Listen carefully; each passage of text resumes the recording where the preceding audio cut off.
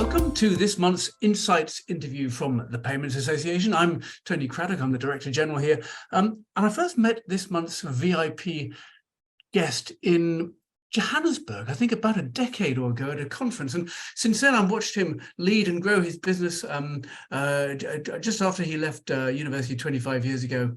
With his roots in Africa, he has a passion for using payments to include people in the financial system and as a result to improve lives where it's really needed.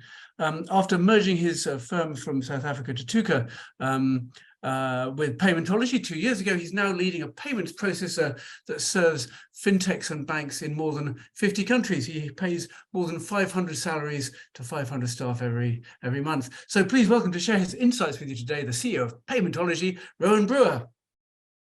Hello, Tony. Thank you very much for the kind invitation. And yes, it's been a long journey over the last decade from when we first met.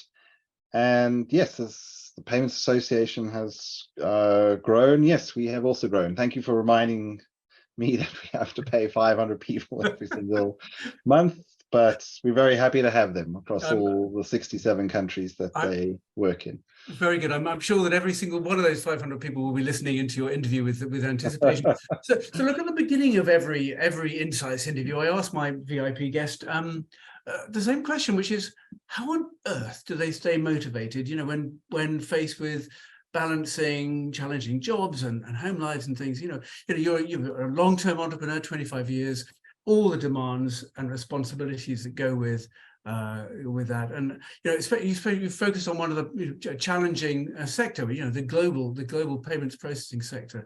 What is it that continues to motivate you? I think because I'm very lucky, actually.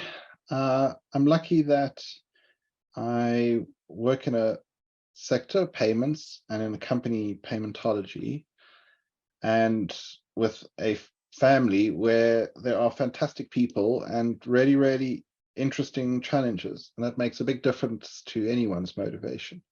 If you wake up in the morning and the people that you get to work with at work are fascinating, come from different parts of the world, are often very different to you. And at the same time, you get to work with very fascinating people in multiple countries in our clients and partners. That can get most people out of bed, and it does so for me. If I add on the other side to that, is we're all lucky working in payments, and that there are real challenges that we're solving. Some of those are real technical challenges, and that's fascinating. Some of them are real market challenges, and that's also fascinating. Some of them, as you referenced, are financial inclusion and what payments can actually do for people. And there are very few industries out there where you get that sort of breadth of challenges. I mean, none of us wake up and go, should it be a radio button or a drop-down menu on a website? Yeah. We're all very lucky that, the things that we build and the things that we run get used by people. And often we're very lucky that you can see that happening in front of you at a till, an ATM or the like. And that combination of people and challenges at work, and the fact that I'm lucky family-wise to have fantastic people at home, similar challenges with a 4-year-old daughter. But that means waking up in the morning is quite easy. Yeah, brilliant. Brilliant. It's fascinating, this whole sector that we're in, though, isn't it? I mean, I remember my original career mentor was in the Rothmans International, the cigarette industry. He said there's not many industries in which people will choose to buy or use your product many times a day. And now here we are in payments, and it happens many times each day for every single person we serve. It is. And when people use it many times a day, it's of a particular value. It's not something where, you go home at the end of the day and say, oh, well, someone watched your 30-second, video on YouTube 5,000 times. It actually ranges from, someone used a credit card that, runs off a platform that you and others built, and that actually worked in a far off country. Yes. Or someone sometimes got a MasterCard or a Visa card, for example, for the very first time because We were able to enable a fintech that was able to reach a part of the market that would not normally get reached, and suddenly someone's able to buy online. They never could do that before. It's profound, isn't it? So and on a slightly equally profound basis, I would say most of the people that we talk to, many of the successful executives such as you that I've spoken to, they have, if you like, a North Star, point of reference that helps guide them. I mean, would you say, and if so, would you share with you what your guiding principles are that helped you on your journey? I think I can't give one, I'm afraid. I'm afraid we're going to have a North and a South Star. But I think on one hand, in a way, the guiding principles were to, one, do something at a global level. We're in a sector and a time where you can do things on a global level that was not possible 20, 30 years ago. And secondly, to do it at a global level in a way that we can make a small change in people's lives. And I know that sounds terribly cheesy, and it sounds like something that was dreamt up in a corporate offsite somewhere. But we've always had a fundamental belief that in payments, you could actually make a difference to someone's life. You could allow them to hold money in some store of value and get it out of an ATM. Or someone could actually be given a virtual card and for the first time buy something online and have it shipped to their country, or could buy something online and they could get access to saying, actually, I could buy a Google ad. All these things were just not possible many years ago. And I think that kind of guiding principle to say, can we do something at a global level? Can we do something that changes a few lives along the way, both of people inside the company and outside? If we stick to that, then I think we're doing the right thing. And it's clearly worked. I mean, when I look at your career, and of course there's lots of layers of depth beneath the kind of the public picture. You studied at Witwatersrand University, and then almost immediately set up your own technology firm. Was there anything that maybe isn't in the public domain that you'd like to share with the audience? It was perhaps in your childhood, earlier career that prepared you to become, not just a businessman, because there's loads of businessmen out there, but one whose underlying commitment was to help solve one of the world's biggest problems, around the stuff you've been talking about. Is there anything that suggested to you in the early career that was going to happen? Look, it came down actually to a moment of insanity, which was, I finished university and I actually had a job offer to go join Unilever. And that would be considered as quite a good start for someone. Unilever, dream ticket. A ticket to the stars, Unilever. And the internet and the dot-com era was booming. And in a way, I sat down in a moment of insanity, said, do you want to be doing something that would be involving, washing up liquid? And I'm not downplaying Unilever here, but I'm talking about the level of excitement that came with it versus what is happening with the internet and e-commerce and how it was growing and how it was something quite global. And that was something that just did not exist before.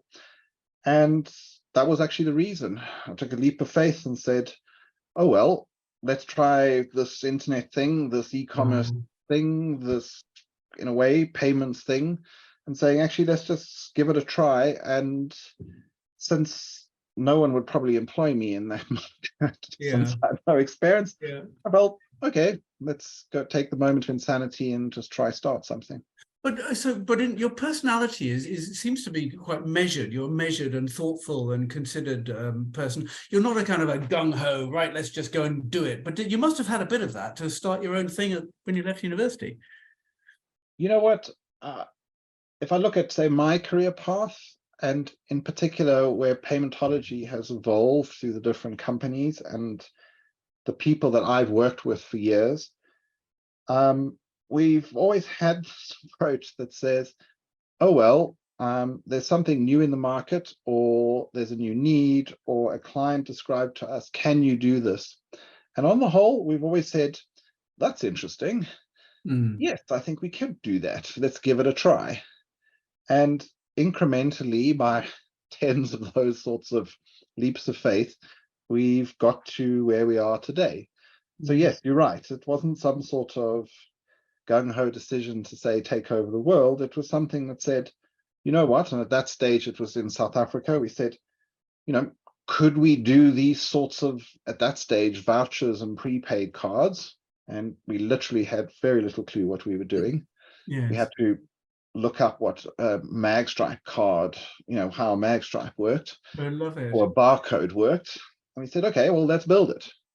And grew from there to where we got approached to say by MasterCard, say, could you do the same with a MasterCard logo on the back? And we were like, that's interesting.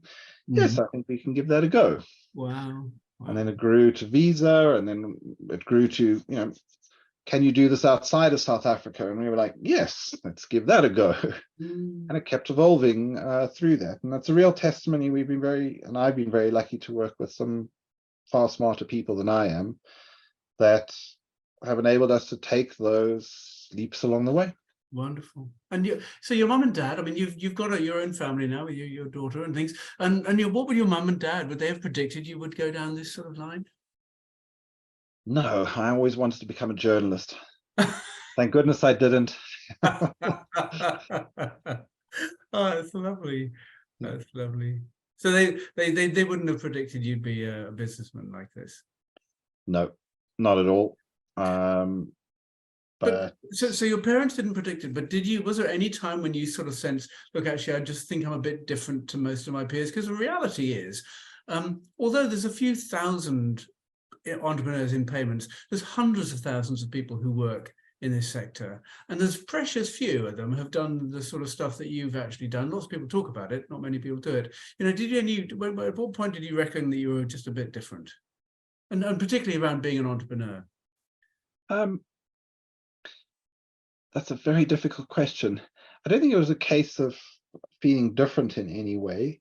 It was a case of feeling lucky in that at each step along the way, we were given a lucky break, either by a client or something changed in the industry, or someone in the company came up with something very smart. And I think we've always focused on that, rather than any sort of preordained view and vision that you can get somewhere. I mean, I'm sure you sometimes read of the kind of Silicon Valley entrepreneur who describes how at age 8, they already knew that they were going to build this and the like. I think the world changes too fast for that. And we were just always very fortunate and lucky. And we had the ability to leap on changes as they went along. Yes, lovely. I mean, that took a lot of work, but I'd say we've always been fortunate. Yeah, that's good to be saying, look, actually, you just depend upon a bit of good luck. And in a way, it's partly about being able to take the luck, isn't it? I mean, what was it like building something from scratch? Grueling on one side. I mean, I started, and it was myself, a single computer, and of all things, a fax machine. Oh, wow. That's how someone sent a contract. Wow. And it's grown incrementally to where it is today. But in a funny sort of way, I don't think it's that much different from most people. It's been a case of saying, how do we take a leap of faith when opportunities come up? How do we work hard? How do we have the right sort of people? Coupled with something else is most of the company did not come from enormous countries, if I can put it that way. Most of the company come from countries all over the world, or backgrounds of various varieties. We're not a company that was born, bred, and started in San Francisco with huge amounts of, you know, entrepreneurial infrastructure and funding. And because of that, people have always said, hey, because we come from odd places, in my case, South Africa, but there are people in the company that come from anywhere from as far east as the Philippines all the way to as far west as, I don't know, Mexico. Say, hey, can we pull off something much bigger than the places we came from? Could we pull off something global? And could we do something quite special? And that's the grueling part, because you're not sitting in San Francisco where all your clients are down the street and it's at a scale Yes. that's different. And you know this very well. I mean, you've Yeah. had to build a payments association from scratch Yeah. Yes. in a similar way. But I think that kind of global viewpoint and the fact that everyone came from, in many cases, far-flung countries has said, can we do something special that's global? It sounds like that sort of can-do attitude is one of your success secrets. Would you say that's true? I mean, I say, by the way, I use the term success secrets. There was a guy called Mark McCormick who wrote a book called Success Secrets. He's a very famous American, and he would identify the sort of the top 5 things typical American. Would you say there's a couple of things that you would kind of you would say are the root of you achieving some great things? Yeah, absolutely. I think one is that kind of can-do attitude.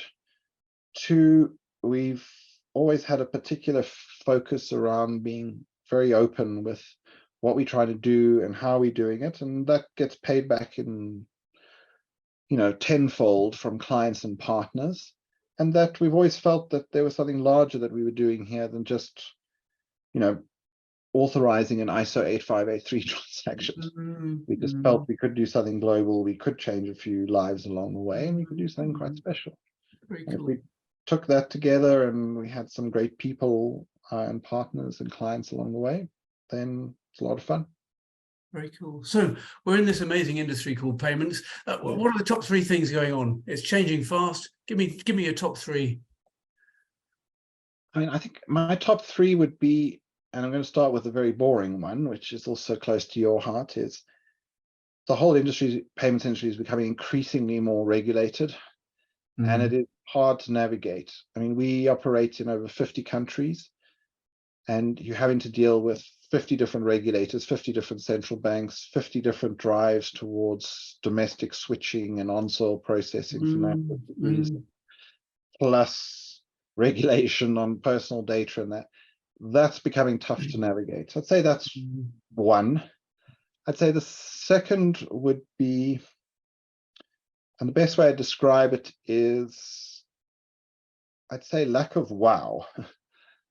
And this may sound overly critical, but there have been different stages in the payments industry over, say, the last 5, 10, 15 years, where there have been product and market and technology changes where you or myself or the man in the street suddenly goes, oh, wow, that's clever.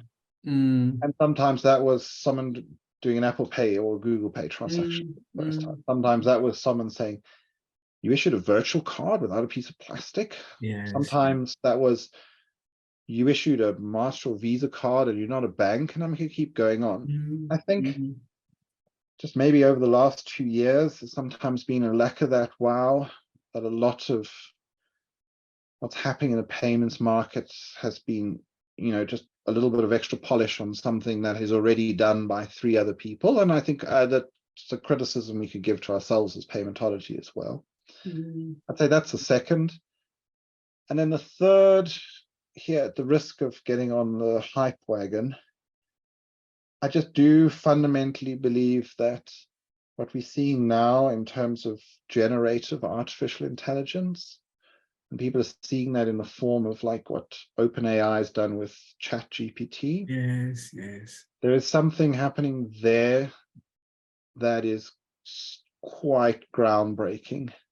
Yeah. And I can't believe the payments industry, with the nature of the data that we operate in and the complexities of that, is not going to be affected and changed in a way that any of us can imagine right now. Do you know, I think that's a really profound and important observation. I know Bill Gates the other day said of all the things he noticed in the last 20 years, the thing that seems to stand out as being really a breakthrough is around the deployment of artificial intelligence. And it's interesting, our community is looking into this at the moment. We're going to be doing a sprint, I hope, over the next 3 or 4 months, investigating payments and AI and how we can adopt it, how we can use it, how we can allow it to benefit the people who pay and get paid day in, day out, in a way that the interesting thing about any innovation is we don't quite know how it's going to affect our space. And that's exciting. It's also a little bit scary, actually, Rowan. It is. And that's why I think none of us can actually predict how much it could change, not just the world, but talking specifically about payments. And that's why I say I hesitate, because it does sound like everyone's, you're piling on the hype wagon that the like. But if I take a payment specific example, you can ask ChatGPT, what merchant did I do this transaction at based on this confusing merchant description that I have in my bank or credit card statement? And in many cases, it'll give you the right answer. Yeah, it's extraordinary, isn't it? Now, that is extraordinary. And I think if we think how payments, although lots changes on the surface of it, I mean, there's a reason much of the underlying infrastructure has names like ISO 8583 that reference years from a very long way back. That infrastructure that sits below the surface, and that's not specific just to card schemes, it's also specific to banks, it's specific to the way cross-border transfers occur. The underlying plumbing and the data that moves around there is often very old. And there has never been something that has been able to either change that in a radical form because it's just too complicated, or to extract data out of there that does things in a very different way. I think what we're seeing now with generative AI is the seed of something that could do that.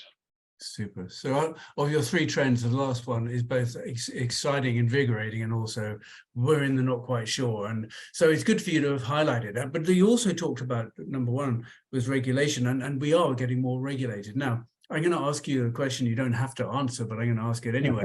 How much confidence do you have in the institutions, the regulators, the government departments and stuff to actually provide effective guidance in a way that doesn't just kind of control and protect consumers? Because I look at consumer duty. I was on a webinar about consumer duty this morning. I thought, what's the cost our industry is going to have to bear to run the processes and the reporting and the bureaucracy behind the scenes to enable us to conform to consumer duty? Well, how much confidence do you have in the regulators that they're going to enable innovation rather than just stifle it? I think more than most, actually. Okay. You're right with what you described. There's a percentage of regulation which is heavily around a lot of reporting and bureaucracy that ultimately doesn't, it adds a cost layer on, but doesn't actually reflect whether it's at the consumer level. And that is difficult, and that affects many parts of the payments industry because you incurring vast amount of cost and effort, and sometimes the benefit to the consumer is low. That being said, though, I'd say on the other side of the fence, which is where regulators have worked quite hard to say, how do we introduce different payment types? How do we drive the costs down? How do we allow more entrants to enter the market? Where that's occurring, and maybe we're lucky, we see that across a whole set of countries. And there are many countries doing, or where the regulators doing really fantastic stuff around that. So that gives me a lot of hope. Good. The question is to say, can the two balance each other out? Because otherwise, if the focus is all on saying, how can we, in a way, have belts and braces on everything, then we might as well end up with just 3 or 4 giant banks in each market. And, and right now, as everyone's seeing, that's also not a good idea for countries' economies. Or can we have something that says the abuses of the market are controlled, but we've got regulators that are allowing more entrants to the market at a lower cost with the kind of right frameworks that people can get started.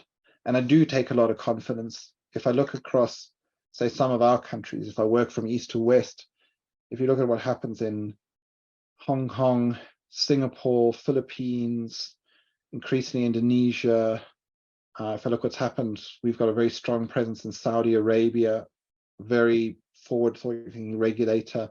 if I think of many of the countries in Africa, the same thing. Even in Europe, which sometimes skews towards a more heavy, kind of belts and braces approach, there are lots of interesting things happening. If I go as far west as, say, Mexico and Brazil, wow, they're new payment initiatives, they're opening up domestic switches, they grant licenses for companies that that doesn't happen in the rest of the world. Wow.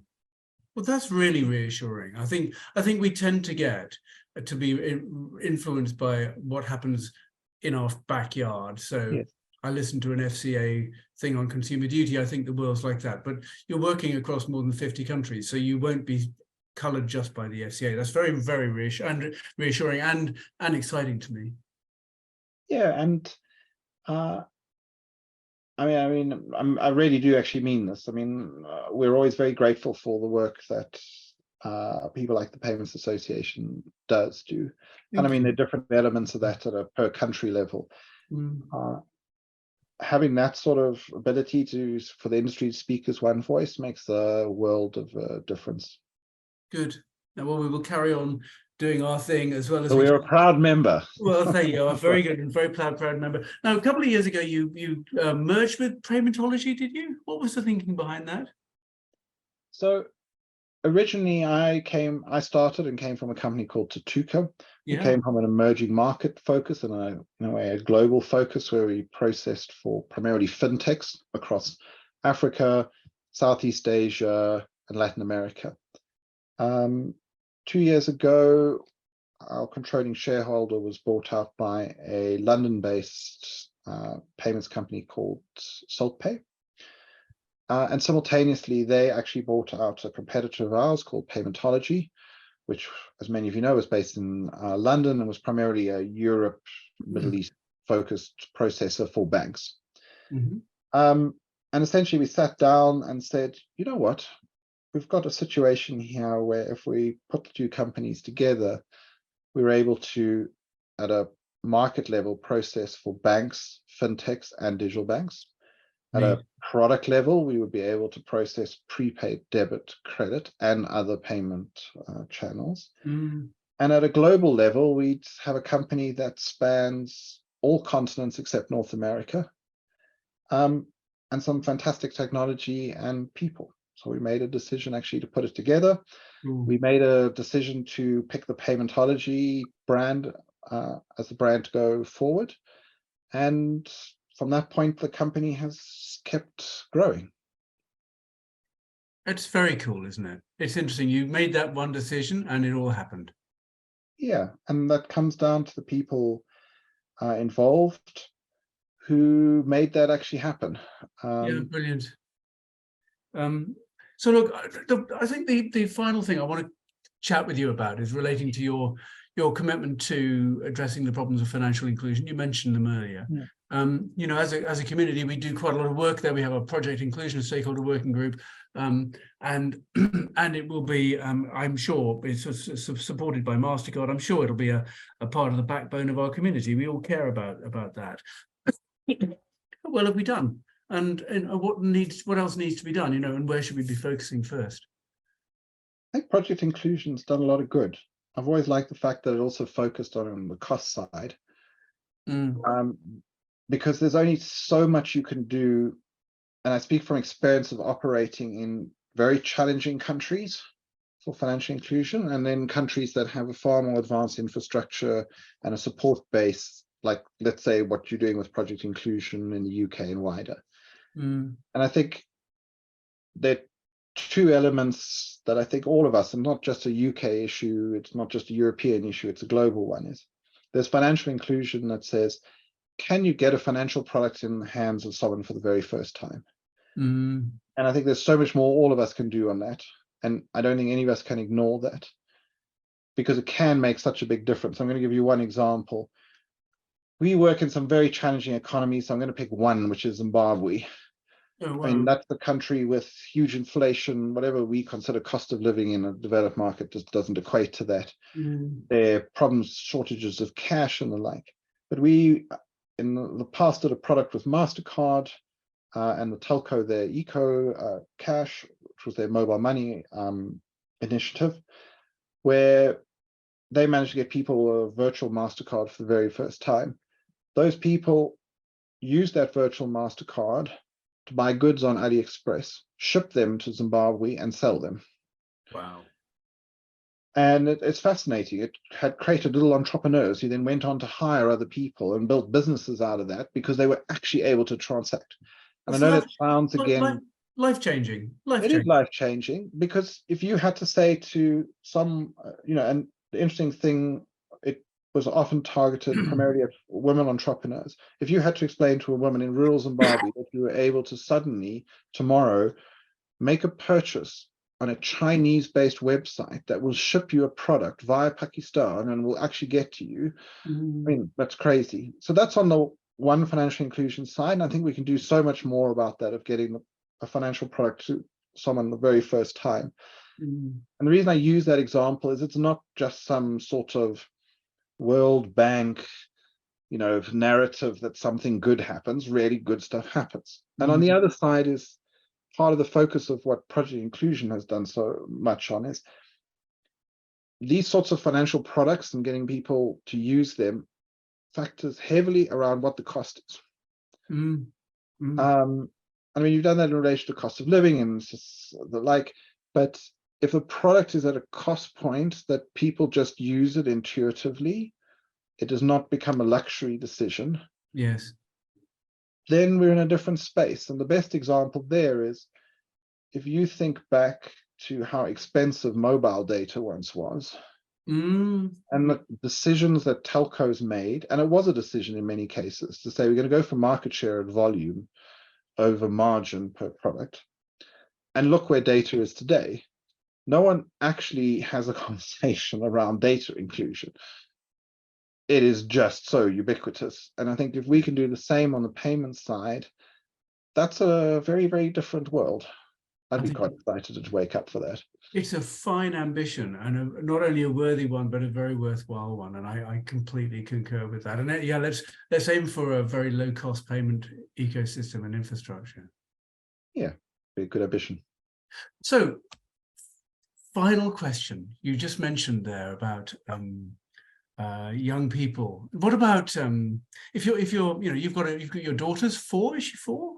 She is 4. Yeah, brilliant. So she's sitting with you in a few years' time, and she's looking to you as or maybe a young graduate approaches you now, thinking about following in your footsteps. What would your advice be to them? In terms of becoming an entrepreneur, or in terms of the future? Becoming an entrepreneur. I think give it a go. You know what? We're in a fortunate situation that the opportunities available to each of us is 10 times more than what was available to someone 30, 40, 50 years ago. And there's no reason not to give it a try. The world's also changed from a mental perspective, that the concept of someone giving a startup or some sort of entrepreneur initiative a try and it not working out is that it's okay. It was a good learning experience. That was not the case in the past. So if I was speaking to my little 4-year-old daughter, and normally it's the other way around, she's talking to me, I'd say to her, give it a try. If it works out, fantastic. If it doesn't work out, you would have probably learned more than if you joined Unilever and were selling dishwashing liquid. Brilliant. Brilliant advice, very sound advice. And I hope one day she listens to this interview and follows your advice as well. I hope some of the other people who are working with you and do that exactly the same, and the others listen to this. Thank you very much indeed for sharing your personal story. It's been animated, it's been engaging, and highly informative and inspiring. So on behalf of the whole community of the Payments Association, Rowan Brewer, CEO of Paymentology, thank you very much indeed. Thank you, Tony, and thank you to yourself for the Payments Association. We all would not be where we are without you. Much appreciated. Thank you.